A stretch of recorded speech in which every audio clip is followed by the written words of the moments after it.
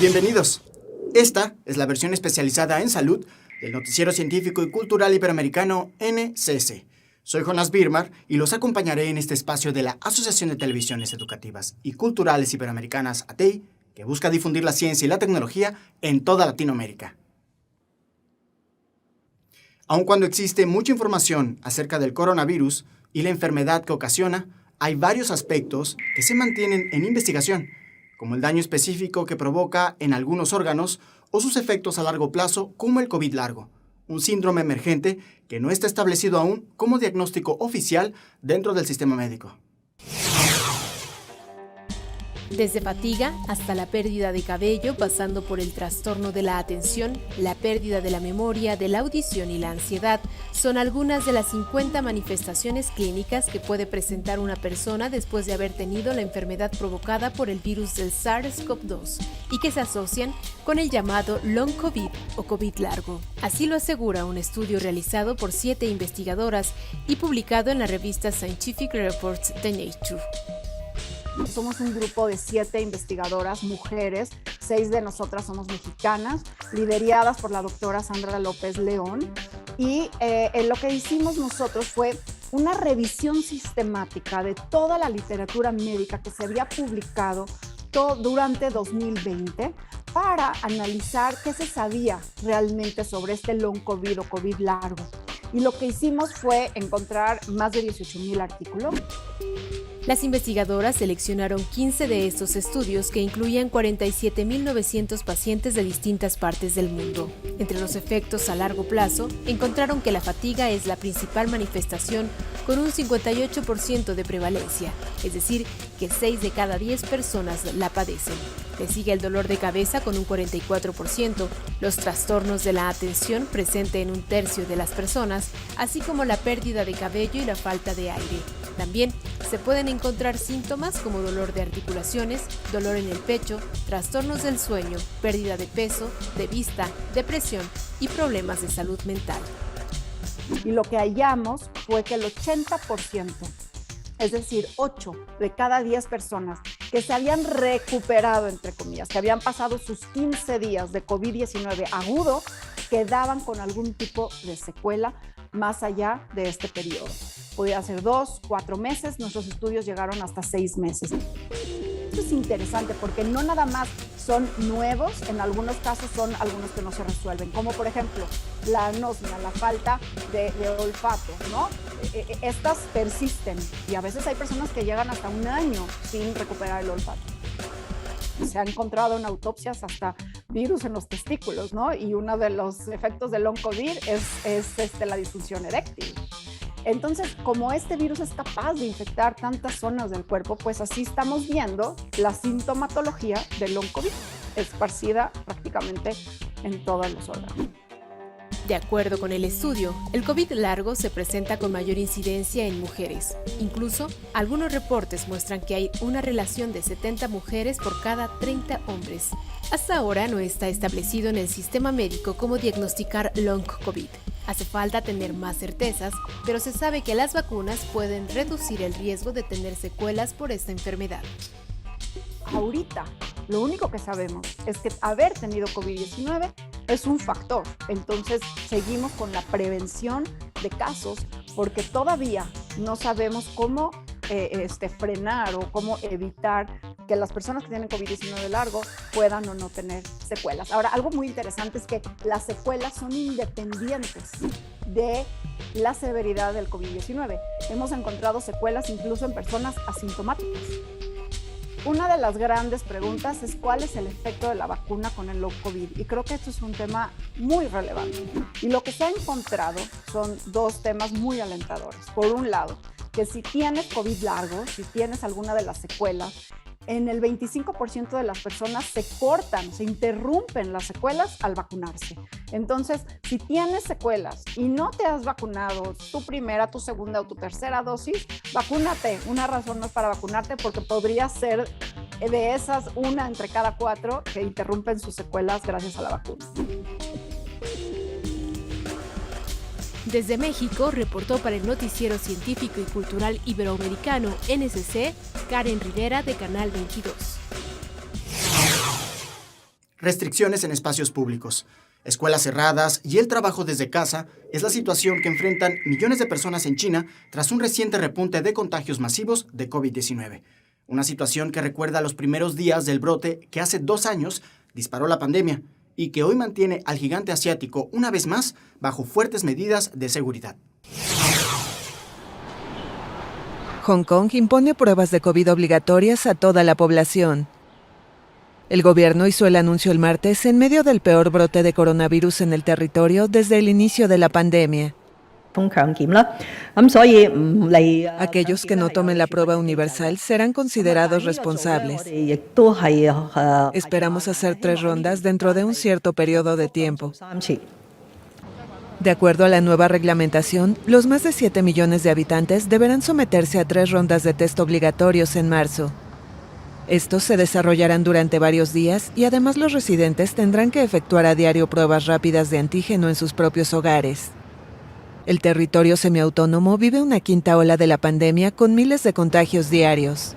Lam indicó que desde ahora los responsables de China continental serán quienes coordinen la estrategia contra el COVID-19 de Hong Kong.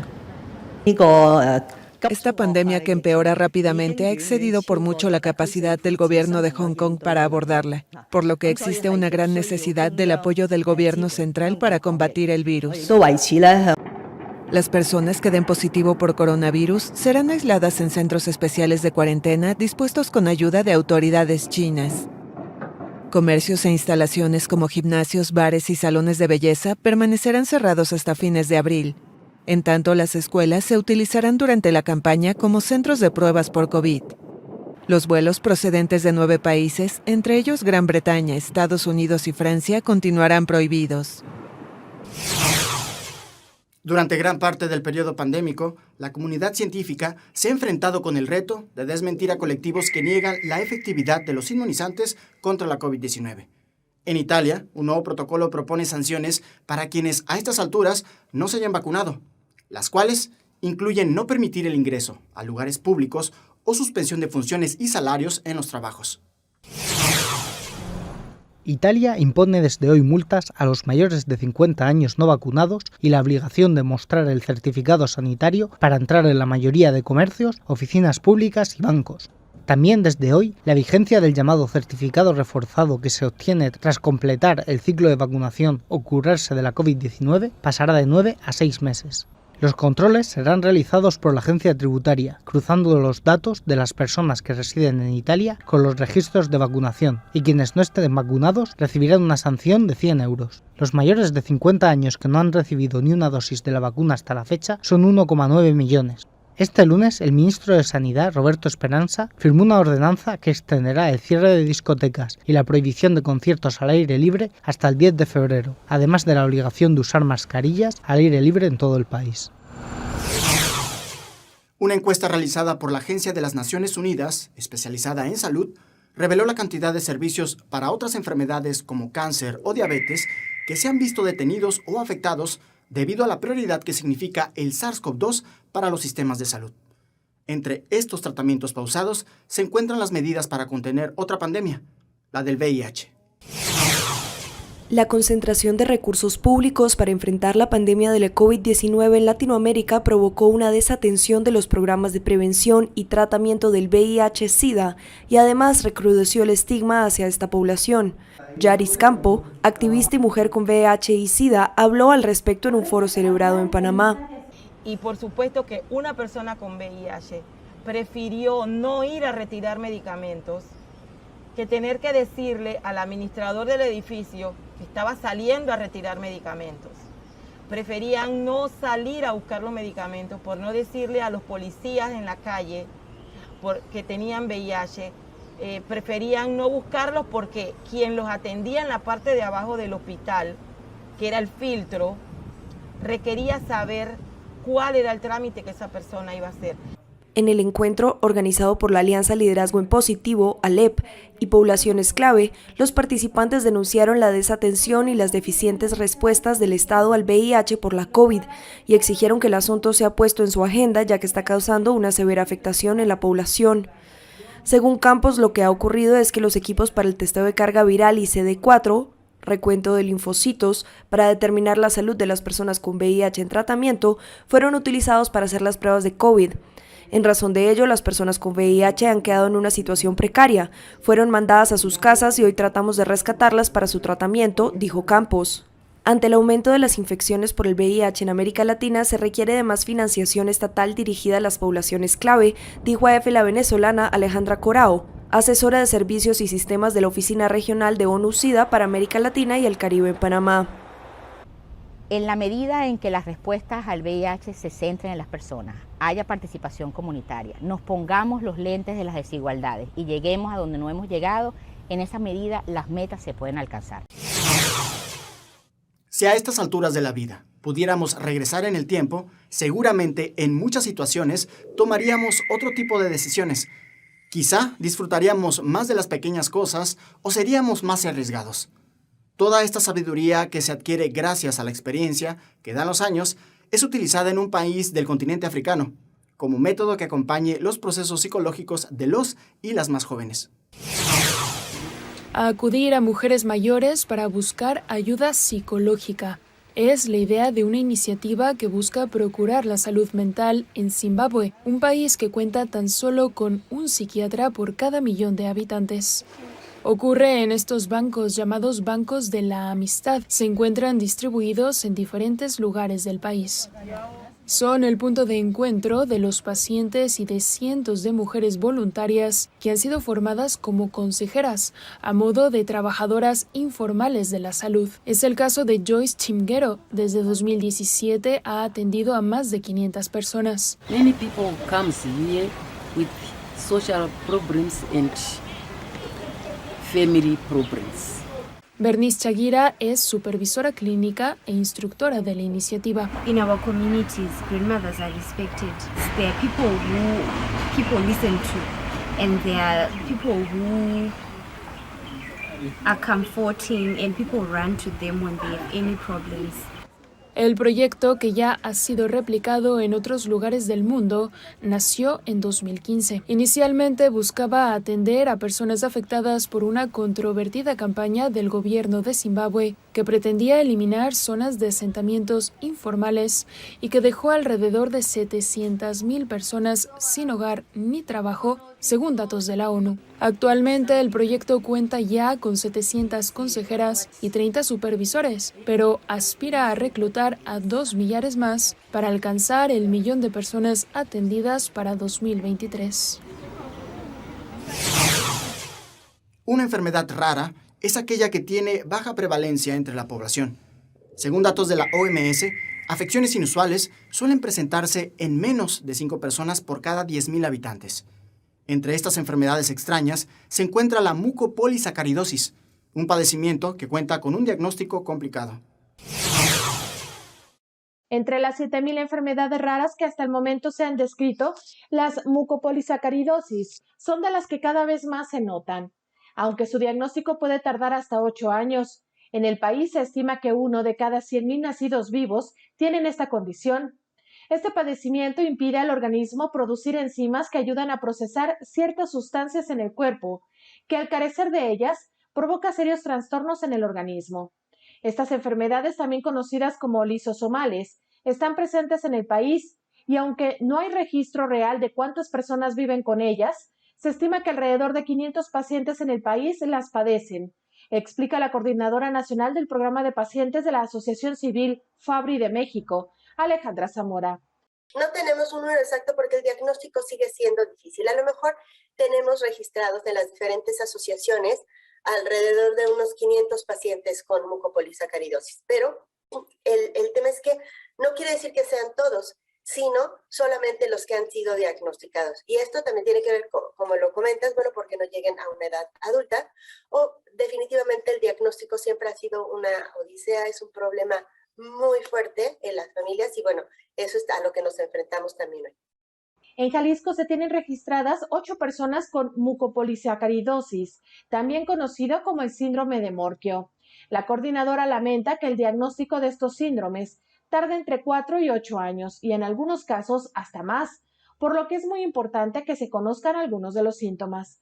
Las características generales de las mucopolisacaridosis son talla baja, falla orgánica generalizada, daño en todos los órganos. Esto es pérdida de la vista, del oído. Tienen diferentes afectaciones en el organismo derivado todo esto del acúmulo del sustrato por la falta de la enzima.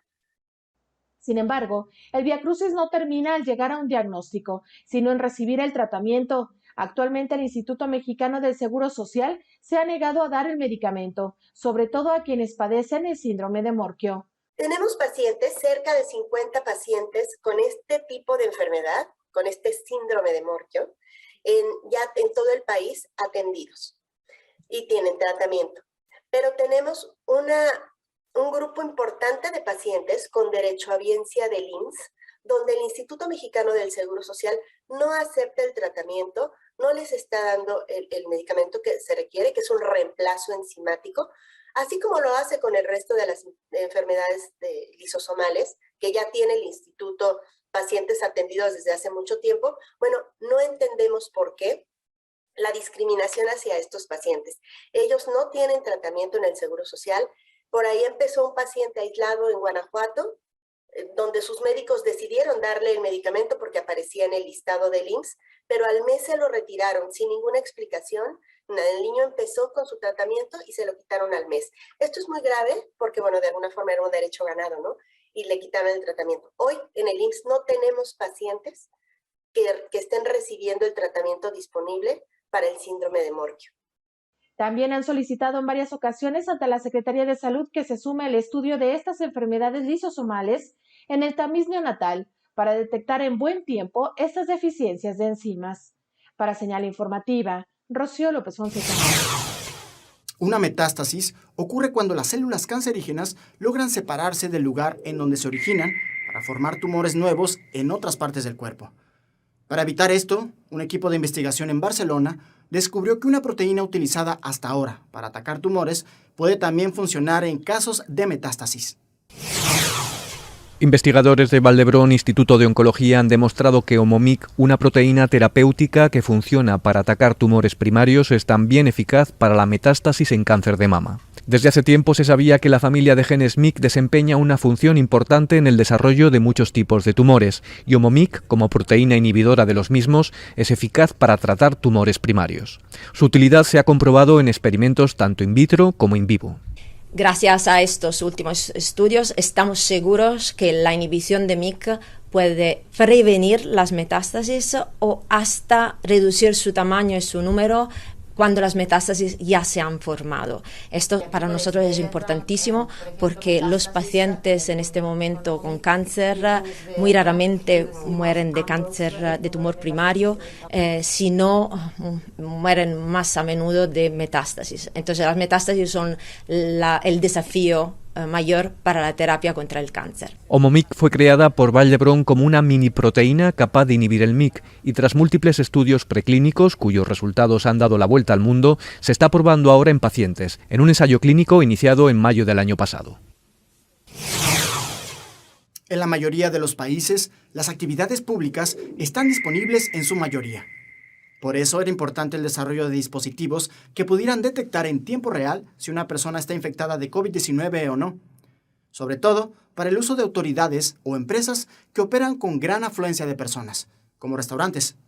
Este es el caso de un escáner que busca contener los contagios en un aeropuerto internacional. El Aeropuerto Internacional de Zanzíbar inauguró hoy el primer escáner del continente capaz de detectar en pocos segundos a un pasajero positivo de la COVID-19. La tecnología está desarrollada gracias a un programa de cooperación entre los gobiernos de Zanzíbar y Emiratos Árabes, donde ya se utilizan estos escáneres. El doctor Mohamed Gulred habla sobre los puntos positivos de esta técnica. Es una tecnología no invasiva, que no causa ningún tipo de molestia en los pasajeros, económica, rápida y muy segura. A partir de este miércoles, los enfermeros estarán equipados con cámaras que detectan las radiaciones electromagnéticas, de modo que lo único que deben hacer es acercar estos aparatos a los recién llegados. Los pasajeros obtienen los resultados de forma inmediata, ya que el coronavirus modifica el aspecto de estas ondas electromagnéticas. El monociclo es un medio de transporte que exige buen equilibrio y dominio del centro de gravedad. Alemania tiene a su campeona mundial en varias disciplinas de este deporte. Hannah es la mujer más rápida del mundo sobre lo que puede llamarse una bicicleta de una sola rueda, quien llega a alcanzar los 40 km por hora en una combinación de concentración, velocidad y riesgo.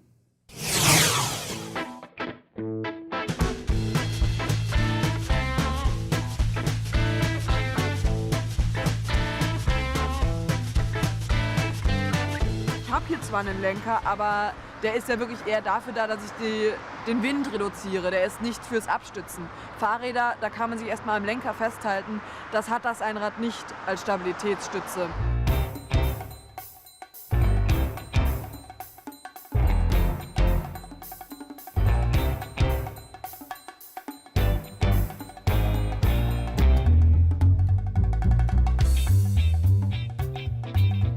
Da ist mir ein Mountainbiker von hinten ins Rad in einem Schlammloch gefahren und mein Bein ist zwischen seine Kurbel und sein Rad gekommen. Also das Bein war quasi, das Schienenbein war eingequetscht. Ich bin das Rennen noch zu Ende gefahren, hab's auch gewonnen, aber danach war es erstmal der Weg straight ins Sunny-Zelt.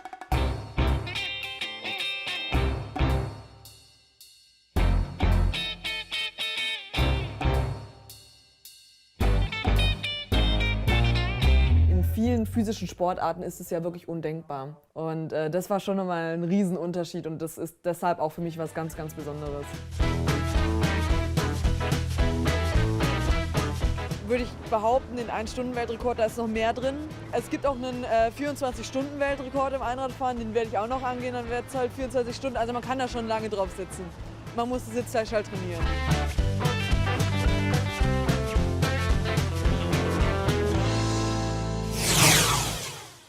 Gracias por acompañarnos en este viaje informativo en el Noticiero Científico y Cultural Iberoamericano NCC, especializado en ciencias médicas y tecnología de la salud.